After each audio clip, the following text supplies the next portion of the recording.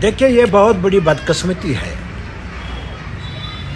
कि हुक्मरान चाहे कोई भी हो, पॉलिटिकल गेन्स को तरजीह दे रहा है, वोटिंग कंसिडरेशंस को तरजीह दे रहा है, मुल्क को तरजीह नहीं दे रहा है। जो इस वक्त इशू चल रहा है रिजर्वेशन का, कैसे मुल्क चल सकता है जहां रिजर्वेशन पर सिलेक्शन हो, रिजर्वेशन पर कैटेगरीज पर बड़े बड़े ऑफिसर, बड़े बड़े डॉक्टर, इंजीनियर सेलेक्ट हों? मुल्क कैसे चल सकता है? मुल्क उन हाथों में जाना चाहिए जिनके पास ब्रॉड विजन हो, मेरिट हो।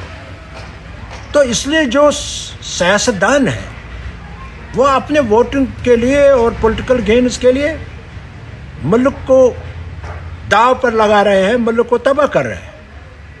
वक्त की ज़रूरत है कि रिजर्वेशन पॉलिसी को रिवाइज किया जाए। जो कमिटमेंट है उमर अब्दुल्ला सरकार की, जो कमिटमेंट है नेशनल कॉन्फ्रेंस की लीडरशिप की, और आज वो इससे मुकर जा रहे हैं। बड़ी बदकिस्मती है, सिर्फ वोटिंग के लिए।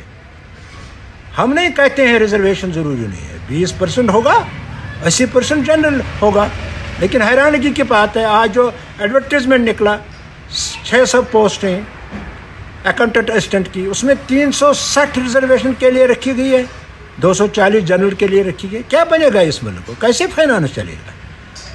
IAS ऑफिसर, बड़े बड़े ऑफिसर कैटेगरीज के जरिए आएंगे, मुल्क बाढ़ में जा सकता है। इसलिए मेरी अपील है हुक्मरानों से, खासकर प्राइम मिनिस्टर से भी, होम मिनिस्टर ऑफ इंडिया से भी, और जम्मू कश्मीर में जो चीफ मिनिस्टर है, लेफ्टिनेंट गवर्नर साहब है, कि वो जो रिजर्वेशन पॉलिसी है इसको रिवाइज करें और इंसाफ करें उन लोगों के साथ जो मेहनत और मशक्क़त से अपनी काबिलियत पर कुछ हासिल करते हैं। और इस पर भी